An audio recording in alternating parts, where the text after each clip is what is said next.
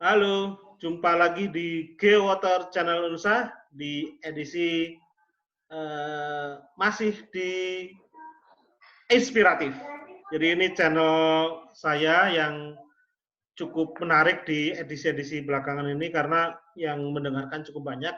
Di edisi inspiratif ini saya mendatangkan tamu, guys atau teman saya yang akan menceritakan sisi-sisi hikmah, sisi-sisi inspiratif ketika di periode-periode yang periode-periode secara saintifik, secara karir ini cukup penting buat bekal anak-anak muda gimana menyiasati sebuah kondisi perkuliahan sampai pekerjaan. Jadi sisi-sisi itu yang saya coba gali.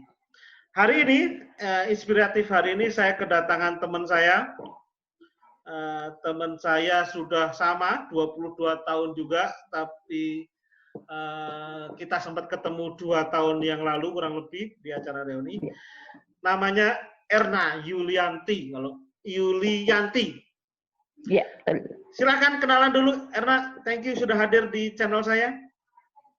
Ya, sama-sama, Mamat. Makasih sudah diundang ke channel Profesor Mamat nih. Deg-degan juga ini. Deg-degan juga kayak mau wawancara kerja aja. Nama Erna Yulianti. Dulu satu angkatan SMA sama Mamat. Beda kelas ya, kita nggak pernah sekelas. Saya di 21, Mamat di 22, IPA 3, Mamat IPA 1 ya. Saya di IPA 3. Ya, 2 tahun lalu sempat ketemu reunian, beberapa tahun yang sebelumnya juga kita sempat ketemu reunian ya. Tapi kalau ketemu pribadi belum pernah ya. Belum pernah main ke Bandung, Mamat juga belum pernah main ke Wonosobo. Belum. Saya tinggal di Wonosobo. Oke. Saya tinggal di Wonosobo 16 tahun di sini gitu saya. Erna, bisa ceritain nggak? Ya. Jadi kita kan hampir 20 tahun itu kan tahu-tahu ketemunya di belakang gitu ya. Kita ada periode habis lulus itu kan medsos juga kan susah komunikasi. Nah, jadi saya nggak punya sejarah Erna gimana. Bisa ceritain nggak sisi dari mulai habis lulus kuliah kemudian sampai sekarang di dunia kerja itu gimana ceritanya? Kuliah di mana dulu, kemudian ngambil jurusan apa dan sebagainya. Silakan, Erna. Lulus dulu ambisinya pokoknya kuliah di perguruan tinggi negeri. Itu temanggung banget lah, simpel lah ya. Simpel. Alasannya satu, kalau di perguruan tinggi negeri itu namanya akan tercatat bahwa kita lulus UMPTN. Yang kedua, saya anak pertama dari 4 bersaudara, mungkin mikirnya juga kalau di negeri biayanya murah ya. Kita kalau di swasta. Akhirnya saya nggak mau muluk-muluk, saya kan nggak kayak Mamat yang fisika banget. Sedang-sedang saja, lempeng-lempeng aja gitu. Akhirnya saya ngambil jurusannya pertanian. Waktu itu di sebuah universitas negeri di Purwokerto. Kemudian 1 tahun pertama merasa salah jurusan. 1 tahun pertama merasa salah jurusan. Ini aku ngapain di sini? Aku mau apa? Padahal orang Temanggung dong. Iya, saya mau apa gitu. Kemudian ya sudahlah, let it flow. Jalanin aja. Terus kemudian ya karena di kampus banyak ini ya, kegiatan, ada UKM, ada pergerakan dan sebagainya, menikmati sisi-sisi itu sampai lulus pas 5 tahun, kemudian bingung lagi, aku mau ngapain lagi nih setelah lulus. Setelah lulus mau ngapain lagi, takdir saya menikah dulu, punya anak dulu, baru meniti karir. Gitu ya, ini menarik nih, ada cerita lain. Lulus, menikah, punya anak 1, baru kemudian memikirkan mau apa. Apa ya? Kalau orang kepepet itu, saya kalau mau kepepet itu kepepetlah yang enak gitu. Merasa salah jurusan, saya mau ngapain bingung, ya nikmati saja, kepepetlah yang enak. Jadi kita bisa mikir, bukan terus kemudian mutung gitu kan. Sempat kemudian ada job opening PNS ya, pegawai negeri, kemudian saya ikut. Kemudian saya sampai sekarang berprofesi sebagai penyuluh pertanian. Penyuluh pertanian, saya bekerja di dunia, saya perempuan di dunia laki-laki. Oke, saya ada pertanyaan yang cukup menarik nih. Ini hampir semua mahasiswa, gitu, termasuk saya juga pernah mengalami itu namanya merasa salah jurusan. Iya, betul. Merasa salah jurusan. Ini almost hampir banyak semuanya. Hampir. Gitu. Hampir ya. Akhirnya ya kemudian kita udah jalan aja dah buruan lulus gitu. Nah, ada nggak pelajaran menarik di mana sehingga menurut Erna nih setelah merasa salah jurusan akhirnya apakah pengaruh sering berorganisasi atau macam-macam ini sehingga kemudian menjadikan enjoy kuliah itu ya pokoknya saya lulus gitu gimana? Ceritanya gimana tuh?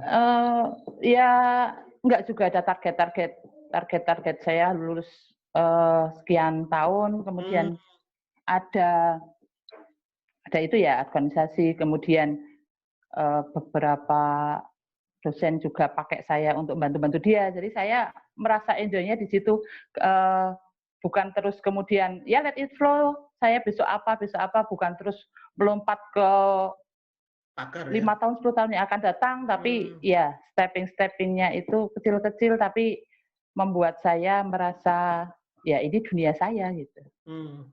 Akhirnya mencintai sekali gitu ya, bahkan di tugas ya. akhirnya apa itu? Dulu tugas akhirnya apakah satu titik yang menarik kan di tugas akhir itu? Saya ambilnya jarang mungkin ya diambil perempuan. Saya jurusannya ilmu tanah. Ilmu tanah ya. Jadi saya tugas akhirnya waktu itu apa sih? Laboratorium atau saya di lapangan dan di laboratorium dua kombinasi. Jadi di lapangan, kemudian ada proses di laboratorium juga. Agak lama saya dulu tugas akhirnya karena itu juga ngerjakan proyek dosen itu. Jadi ngerjakan bantu dosen. Jadi ada dia lagi S3 kayaknya. Kemudian saya bantu. Oke. Jadi intinya nih buat yang dengerin channel ini kadang-kadang kan suka orang merasa galau gitu di kuliah sebenarnya ya. Teruslah mencoba mencintai gitu. Tadi kalau Erna saya lihat sama dosen dipakai itu jadi kemudian makin penting. Oke, sekarang iya itu sekali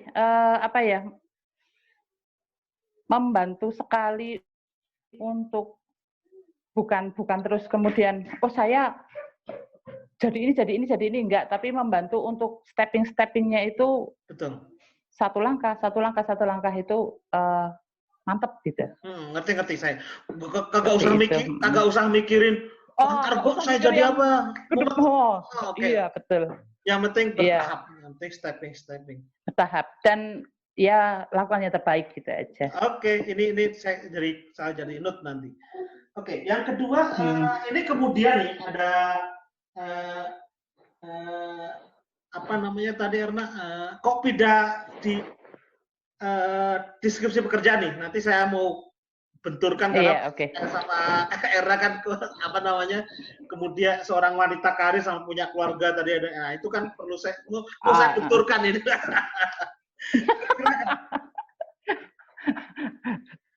Gimana?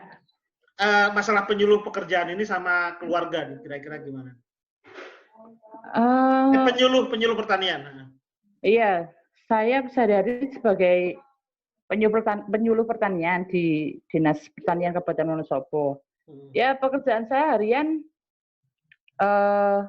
selama kemarin ya masih normal gitu. Saya ke desa, ketemu petani, ada pertemuan kelompok. Saya melakukan penyuluhan setelah istilahnya kalau penyuluh itu kalau Mamat kan WFO dan WFH, work from home dan work from office. Kalau saya tambah satu, WFN, work from ngalas gitu. Ya, harus di lapangan lah pokoknya ya. Iya gitu. Nah, Kalau sama keluarga ya baik-baik saja, tidak ada kendala. Kemudian saya harus apa ya? Karena tempat kerja saya dekat, kemudian tidak begitu menyita waktu sekali seperti lembur dan sebagainya. Saya menikmati dua-duanya. Jadi ibu di rumah, jadi ada yang menarik itu. Erna ini nikah dulu baru kerja. It's iya, betul. Ini suatu titik yang nggak mudah dong, nggak mudah ini. Iya, kalau biasanya kalau sudah nikah itu relatif ya ambisinya beda gitu. Ini apa ini yang bisa mencari oke, saya nikah duluan diambil porsi itu, kemudian akhirnya ada step berkarir gitu. Kira-kira apa nih yang menjadi suatu yang menarik? Salah satunya itu saya harus satu tempat tinggal dengan suami. Kalau saya bekerja dulu nanti ada gap, mesti ada dia di sana saya di sini gitu. Pertama kali memutuskan. Ini tajam ini. Pokoknya keluarga dulu kan, gitu kan? Keluarga dulu. Karena suami saya sudah mapan dulu di Wonosobo, sudah punya pekerjaan. Saya ke sini nanti gampang lah. Kumaha engke kata orang Sunda kan ya. Siap. Jadi walaupun karir gitu, tapi titik pertama itu ternyata pertimbangan keluarga ini menarik menurut saya. Iya. Kemudian untuk bekerja saya gini, nikah, kemudian punya anak, kemudian saya baru memikirkan mau kerja. Iya. Ini mau kerja, ya termasuk suami saya juga mendukung karena mungkin saya dari kuliah saya banyak bergerak, kemudian saya di rumah kan banyak stresnya, mungkin sering marah-marah, dia sumpah mungkin ya. Ya aktif lah pokoknya Erna kan dari dulu. Iya. Kemudian ya didorong saya ya udahlah kalau mau cari pekerjaan yang ringan-ringan dulu gitu kan. Oke. Waktu itu ada pendaftaran untuk bukan PNS, untuk kontrak, saya ikut gitu lah. Dari step itu. Kalau seorang perempuan yang baru lulus kuliah kemudian memutuskan menikah seperti saya, itu biasanya terus sudah selesai karirnya biasanya. Tapi saya mencoba untuk bukan ya. Kalau saya memang bukan cita-cita ya mungkin ya. Cita-citanya ya dua-duanya. Kalau bisa kedua-duanya kenapa harus milih gitu loh. Iya. Dan memang bawaan Erna Ya. Saya memahami sih. Tapi ini jarang Erna. Ini jarang. Jarang banget. Teman kita atau sekitar kita kan jarang itu yang seperti ini. Karena memang mungkin sudah dalam rencana, saya nikah duluan, tapi tetap saya punya ambisi dan diskusi sama suami gitu ya. Itu jelas salah satu yang poin penting.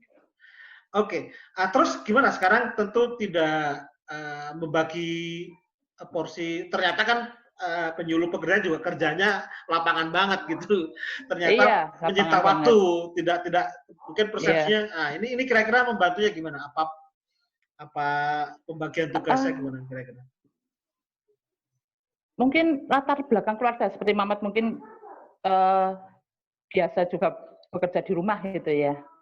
Suami saya juga latar belakangnya ibunya bekerja, jadi tidak selalu menuntut saya untuk melayani makannya, minumnya dan sebagainya. Dia juga nyapu-nyapu, cuci dan sebagainya biasa. Ya saya pakai ada asisten di rumah dari dulu. Anak-anak saya kecil-kecil kan ada yang bantu ngomong gitu ya, bantu itu.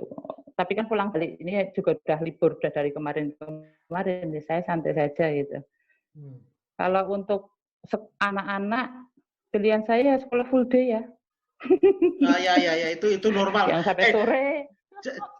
Karena jangankan yang kerja, yang nggak kerja aja full day.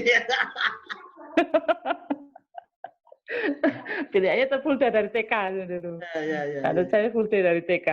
Ya biar saya juga antar jemputnya enak. Kalau pagi sama suami pulang saya jemput karena saya pulang jam 4 kan bareng sama anak-anak pulang gitu. Ya itu jangankan yang kerja, yang nggak kerja aja juga full day. Zaman sekarang mau repot lah mama-mama itu. Ya. Ya seperti itu ya, mengalir saja, nggak ada sesuatu yang istimewa untuk ini kamu ini saya kan nggak ada.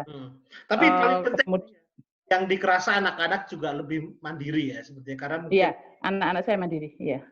Karena efek ibunya nggak terlalu perhatian kan, nggak bisa kan, jadi ya mandiri. Sampai yang gede pun, yang besar di Jogja juga dia mandiri.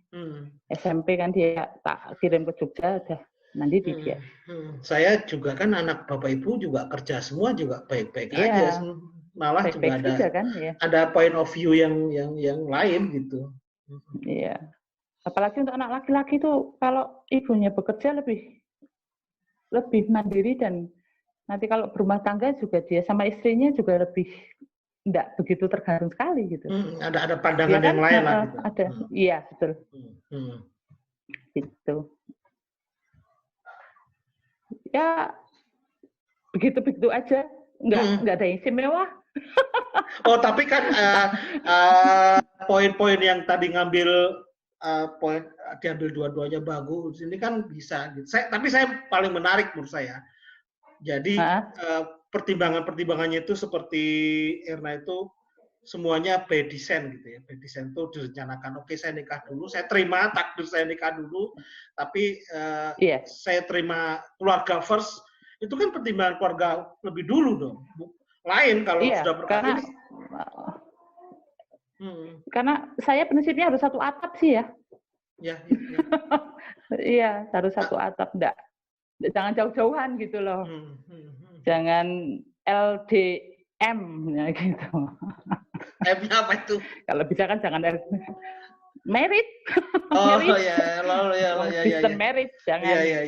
Oke. Kalau sebisa mungkin seperti itu. Ya dikabulkan ya alhamdulillah kan. Oke. Saya bisa berkarir di sini, keluarga juga di sini. Oke, sekarang ke terakhir yaitu tentang tantangan pekerjaan nih sebagai seorang penyuluh. Itu gimana? Itu kan nggak mudah juga kan. Ini kan bukan lokasinya, bukan di lokasinya home base-nya Erna gitu di daerah kota. Ini tantangan secara profesional gimana tuh? Penyesuaiannya agak 1-2 tahun ya. Jadi saya bekerja pertama itu penyesuaian dengan kultur, dengan orang-orang itu tidak secepat kalau kita bekerja di kantor. Karena kita harus ketemu orang dengan kultur yang berbeda, dengan tingkat pendidikan yang sangat berbeda-beda. Dan saya harus jadi jembatan antara kampus, pusat penelitian, lembaga penelitian, kayak SBPTP gitu kan, kayak di Mamat juga yang penelitian, itu dengan masyarakat. Jadi saya harus diseminasi teknologinya ke masyarakat dengan bahasa saya, dengan bahasa mereka, dengan bahasa saya yang harus bisa diterima mereka. Seperti itu seninya di situ. Seninya di situ. Jadi 2 tahun gimana tuh? Waktu pendekatan 2 tahun tuh gimana? Sekarang sudah atau gimana? Bukan masalah, bukan pendekatan ya, kita adaptasi. Pribadinya adaptasi karena ya ada senior yang bimbing kita. Oh caranya seperti ini, melakukan pendekatan dengan orang petani ya, dengan petani yang mungkin usianya lebih tua dari kita. Betul. Yang kalau sekarang banyak petani milenial banyak. Kalau awal saya dulu sekitar 11 tahun yang lalu petani milenial sedikit. Kalau sekarang sudah mulai banyak mereka. Oke. Ini menarik juga, saya nggak nyangka juga banyak, sudah mulai banyak, terutama di daerah-daerah sentra-sentra sayuran, bukan padi gitu. Mereka sudah banyak. Kemudian mereka digelitik untuk digelitik untuk mencoba teknologi baru, kemudian sistem pertanian baru, organik dan sebagainya lebih mudah. Jadi secara umum ada 2.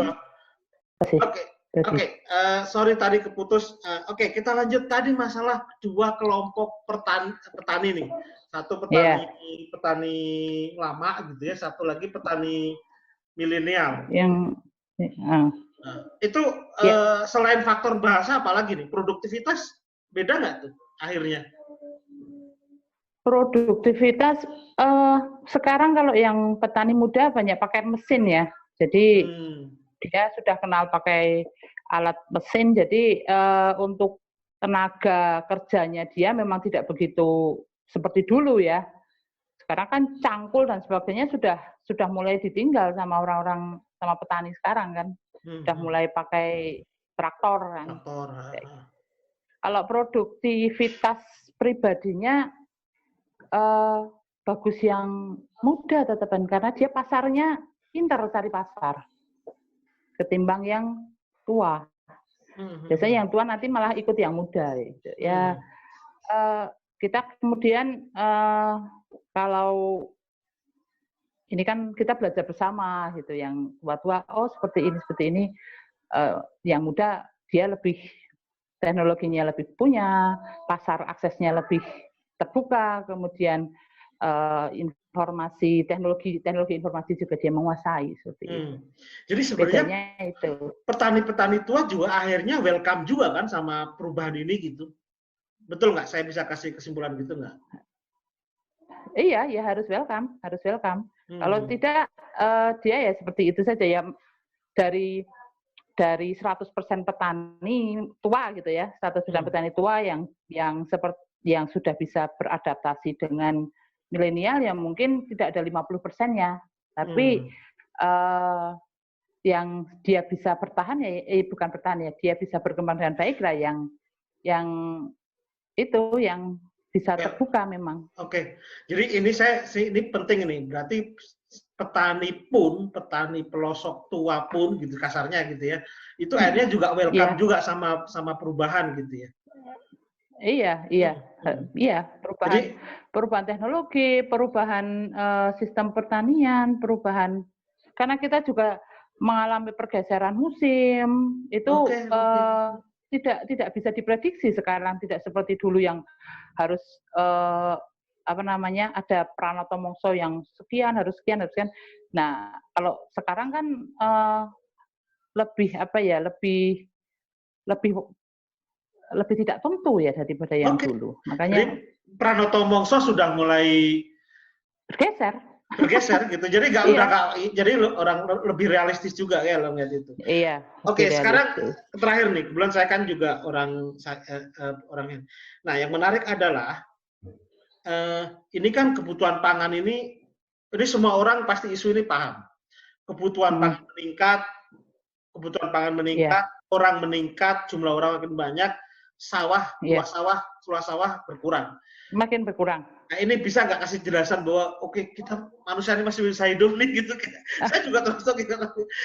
Karena Wonosobo kan itu pusatnya ke Jakarta kan, ke banyak kota negara gitu. Bisa kasih pencerahan nggak saya ini orang-orang ini nggak akan mati kelaparan deh gitu. Teknologi kan. Kuncinya teknologi. Jadi kita bisa mendongkrak produksi tanaman dengan teknologi. Jadi cuma petani itu terhimpit sama kapitalis. Jadinya seperti itu. Jadi kalau kita mau produksi tinggi, kita harus pakai bibit yang bagus. Lah bibit yang bagus itu kan beli ya, tidak dihasilkan sendiri karena kebanyakan dia hibrida gitu. Kemudian ada teknologi mesin itu memperpendek masa pengolahan tanahnya. Kalau dulu kita bisa tanam padi setahun sekali, 2 kali, sekarang bisa 4-5 kali dalam 2 tahun. Gitu ya? Iya, jadi nggak usah khawatir kelaparan lah. Jadi kalau saya bicaranya kan saya di bawah ya, di praktisi. Saya bukan pengambil kebijakan. Kalau sudah bicara pengambil kebijakan sampai impor dan sebagainya, saya sudah nggak bisa ngomong kemarin kasus bawang dan sebagainya kayak gitu, saya nggak bisa ngomong gitu. Itu lain intinya kan kalau sebagai di paling garda terdepan, garda terdepan dengan masyarakat itu juga, yakin kok masyarakat tidak ada semacam orang tuh lari nggak mau jadi petani kan nggak ada juga nyatanya. Nggak ada, iya. Nyatanya kalau di daerah yang memang pertaniannya maju, itu ekonominya juga bagus gitu. Perekonomiannya. Kalau kita kasat mata lah kalau yang namanya dia perekonomian bagus kan, dia rumahnya bagus, dia punya mobil, itu kan berarti kan dia ekonominya kan berkembang dengan baik. Betul. Iya, itu kan kasat mata dilihat aja. Kalau sudah bicara kebijakan sih saya nggak bisa ngomong kalau itu. Tapi saya dapat insight baru nih bahwa petani itu bukan profesi yang ditinggalkan. Kan selama ini kan orang kan suka berpikiran kayak gitu tuh di isu di luar tuh. Yang kedua ternyata ada petani milenial, yang kedua ternyata ada jawaban bahwa teknologi pertanian kan tumbuhnya juga pesat juga itu. Kalau saya itu Kementerian Pertanian itu salah satu yang dokternya paling banyak tuh. Penelitinya paling banyak gitu. Paling banyak. Dibanding kementerian yang lain gitu. Iya, soalnya kalau saya saja ya, kalau kita lihat itu, untuk satu varietas padi itu 6 bulan sekali mesti rilis baru itu yang baru ya. Nanti yang lama kan sudah ya produksinya sudah turun, sudah tidak bagus. Nanti diganti sama varietas yang baru terus. Kalau kita kalau yang dokter yang peneliti itu nggak ngerakit, tidak memuliakan lagi, kemungkinan kan produksinya akan turun terus gitu. Betul. Jadi kan ya karena perubahan iklim, perubahan imigrasi ya keluar masuk orang, barang gampang itu kan dari luar penyakit masuk, dari kita penyakit keluar, seperti itu membuat kalau kita tidak tanggap ya produksinya akan turun terus. Nah, jadi nggak usah takut kelaparannya itu juga karena selalu ada varietas baru yang lebih bagus gitu. Oke. Saya jadi tidak takut makan banyak. Nggak usah khawatir.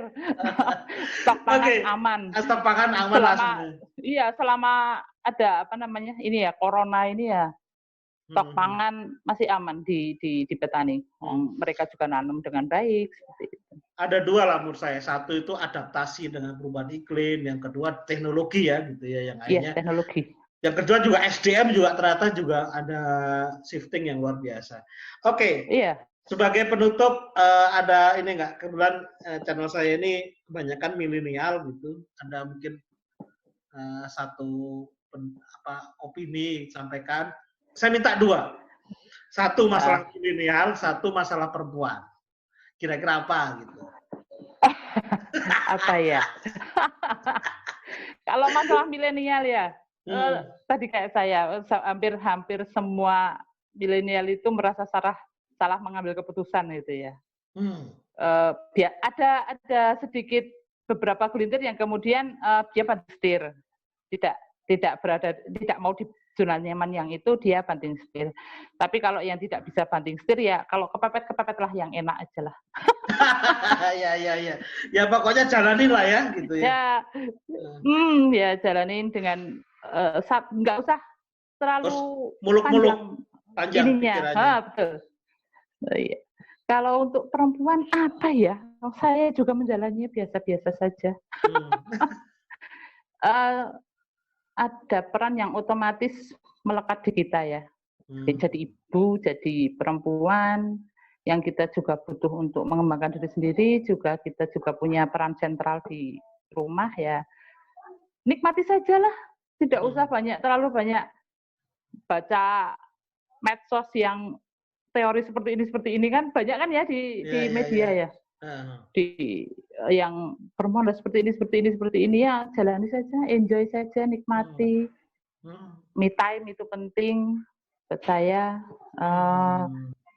Ya perkembangan anak, kemudian komunikasi dengan suami itu kan jadi kalau dinikmati kan kita juga enjoy saja, nggak usah terlalu banyak baca medsos lah.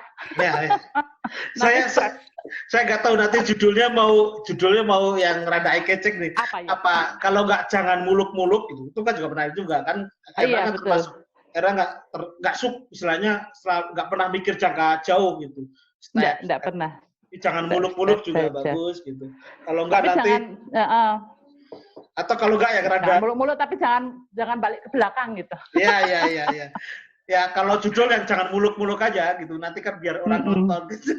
Kalau enggak itu malah yang terakhir, jangan nonton drakor gitu. Waduh, itu me time-ku nonton drakor ini piye kuwi. Jangan baper sama medsos lah. Saya nonton aja, jangan dianalisa, jangan jadi psikolog, jangan didiskusikan, jangan stalking gitu, nonton aja udah selesai. Oke. Kan ganteng, cantik gitu, udah aja gitu. Ya, pokoknya entertain aja sebagai hiburan aja. Entertain aja, semuanya buat entertain aja. Itu. Jangan baper ya. Jangan baper. Jangan kemudian kepo-kepoin ini orang gimana. Jangan, nggak usah. Kepo sama diri sendiri aja, nggak usah sama orang lain lah. Pusing nanti. Oke, Erna, thank you banget sudah. Jadi ini ada beberapa yang menarik saya tulis ya. Saya suka nulis memang. Jadi supaya ada resultnya itu konklusinya paling belakang. Yang pertama, saya melihat pertama itu dari pilihan sempat merasa salah jurusan. Ini hampir semua dan biasanya di tahun pertama memang. Ternyata kayak gini kuliah ya gitu. Dan padahal dulu juga milih jurusan pertanian kan juga dengan sadar gitu. Iya. Habis itu kan harus dijalanin gitu. Nah ini cara menyikapinya ternyata ketika masa jurusan itu sadar juga, tapi juga kemudian tidak mau lari gitu. Tapi justru ada usaha, ada usaha-usaha. Oke, saya mendekat, saya mencoba mulai suka, akhirnya mulai terlibat interaksi dengan dosen dan sebagainya. Sampai kemudian akhirnya ketika tugas akhir pun itu proyeknya dosen. Kan ini juga betul. Ada jarang loh mahasiswa yang akhirnya involve sama dosen itu karena memang biasanya orang yang memang sudah sangat dekat gitu. Karena dosen kan percaya lu bisa ngerjain gitu kan, saya mahasiswa juga. Iya. Jarang-jarang yang kalau nggak percaya nggak mau gitu kan. Oke, yang kedua saya melihat ya walaupun tidak perlu muluk-muluk tapi hidup juga harus punya desain gitu. Seperti keputusan Erna nikah dulu baru kerja, ini satu titik yang cukup menarik menurut saya. Jarang ini seorang perempuan yang harus tetap punya suatu mimpi ya suatu yang beda gitu, atau kalau bisa dua-duanya, tapi setelah menikah ini kan jarang. Jadi ini saya nggak bisa menuliskan apa di sini ini. Saya nggak bisa menuliskan. Ini sudah satu poin yang dalam gitu, karena kalau bekerja. Kemudian yang ketiga kita masuk ke profesi. Jadi dunia pertanian itu sebagai informasi, hari ini saya kaget bahwa ada kurang lebih 2 kelompok petani tua dan petani milenial. Petani milenial ini juga menjawab bahwa orang tuh nggak lari juga dari petani. Tapi positifnya itu. Yang kedua, petani tua ini juga mereka banyak yang welcome sama teknologi baru. Itu yang ketiga. Yang keempat, kunci dari itu adalah produktivitas itu adalah teknologi, adaptasi sama iklim, dan kemudian ya komunikasi antara teknologi, antara peneliti dengan petani itu berjalan dengan sempurna, dengan bagus, sehingga ketahanan pangan Indonesia itu sebenarnya bukan faktanya itu sekarang baik-baik aja gitu. Jadi untuk beberapa tahun ke depan mungkin untuk beberapa tahun ke depan juga kayaknya yang adanya petani berkurang, lahan pertanian berkurang itu sebenarnya jangan bikin kita takut gitu. Oke, Erna, thank you banget udah jadi guys saya. Nanti harus saya edit karena sama-sama. Ada sambungan. Nanti saya kasih display dulu sebelum saya munculkan nanti. Thank you ya Erna ya, sukses ya. Iya. Ini siapa suami saya ini? Nungguin depan saya. Halo Pak, yuk, Assalamualaikum. Waalaikumsalam.